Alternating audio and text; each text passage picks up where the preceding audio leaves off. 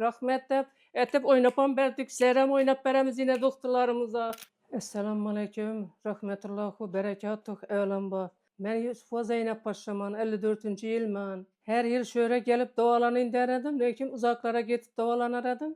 Bu yıl Banisa'sını maqtadılar. Şunun için keçen Banisa'ga Mahmudcan'ın koluna geldim. Mahmudcan yaxşı, acayip doktor ekerler. Acayip gülüp kütüp aldılar. Bana şunday gülüp söyleyen şifakarlar yakadı. Okul aradığım kızlarımız Şahnazakan, İradakan, masajçı kızlarımız var eken, fizyoterapiya kızlarımız var eken. Bular hem gelip gülüp hemmesi yaxşı havarımızdan alıp duruptular.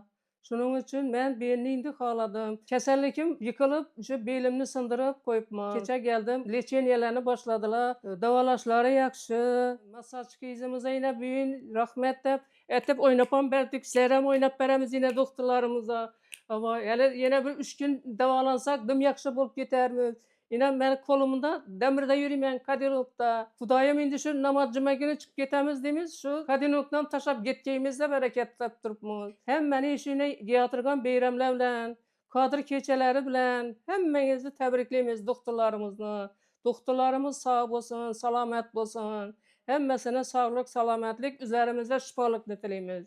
Doktorumuz hem yaxşı balayken, Mahmudcan'dım yaxşı, davalaşları yaxşı, gep yok eken.